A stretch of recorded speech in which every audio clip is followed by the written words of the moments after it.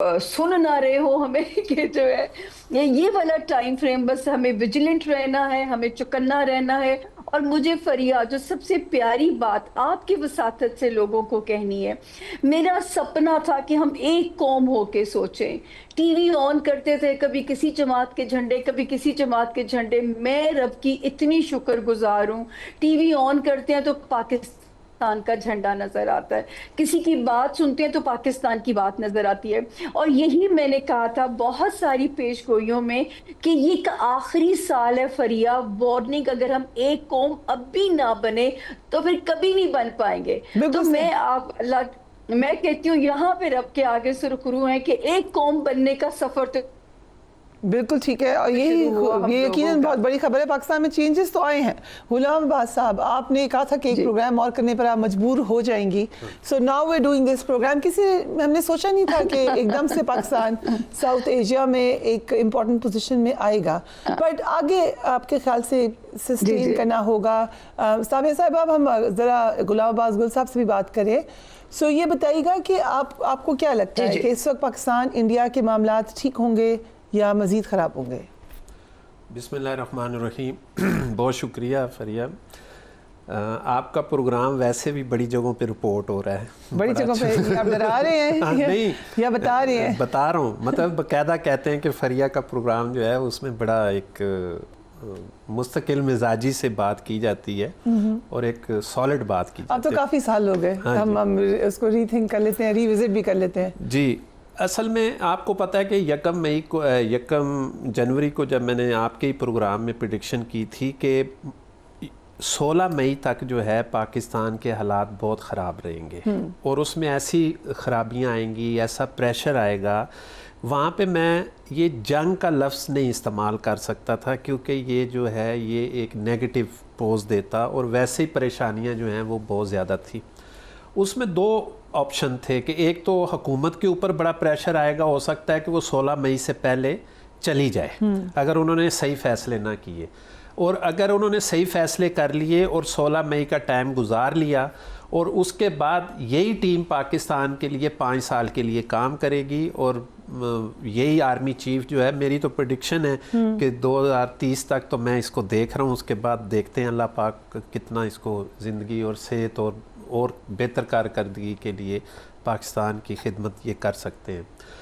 तीसरी बात ये है कि पाकिस्तान के अंदर जो सितारों और सियारों का जो जायचा है ये मेरे पास है, इसमें मैंने 16 मई के बाद की जो चीज़ें ऐड करनी है वो ये है कि अब कोई भी, मैं ये चैलेंज के साथ बात कर रहा हूँ फरिया आपके प्रोग्राम में, कि जो मर्ज़ी हो जाए, अब जो सितारों की पोजीशन है वो पाकिस्तान के लिए इतनी मुस्तहकम और इतनी सॉलिड हो चुकी है कि एक गैप बन रहा है जब 7 सितंबर को चांद ग्रहण लग रहा है पाकिस्तान के लिए, उसमें 7, 8, 9, 10 और 11 ये 4 दिन ऐसे हैं कि जिसके ऊपर पाकिस्तान के अंदर एक सख्ती आ सकती है। 5 दिन बन रहे हैं, 5 दिन बन रहे हैं, 4-5 दिन जो बन रहे हैं, इसमें एक सख्ती बनेगी और उस सख्ती की वजह से एक पाकिस्तान के ऊपर ना एक ऐसा माहौल बन जाएगा कि पाकिस्तान के अंदर एक अफरा तफरी होने का अंदेशा है। लेकिन मेरे अल्लाह के हुक्म के साथ साथ ये टाइम भी गुजर जाएगा और पाकिस्तान इस वक्त, मैंने आपके ही प्रोग्राम में कहा था कि फरिया जी ये जो साल है 2025 का, ये वो साल है जिसमें पाकिस्तान 70-75 साल के बाद दोबारा बॉर्न हुआ है और ये वो वाला पाकिस्तान बनने जा रहा है और पैदा हुआ है जो आज तक दुनिया में नहीं था। और अब ये वो टेक ऑफ टाइम स्टार्ट हो गया और ये 19 साल तक पाकिस्तान को कोई बीट नहीं कर सकता। अल्लाह करे, अल्लाह करे। That's very good prediction.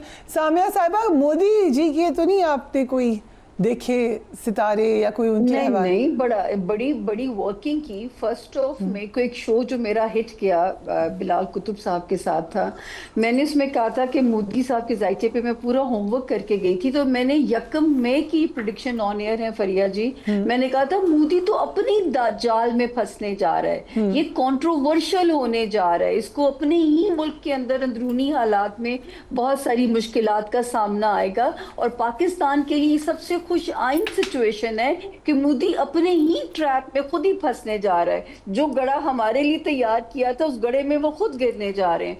तो मोदी साहब के सितारे तो गर्दिश में आ चुके हैं फरिया जी।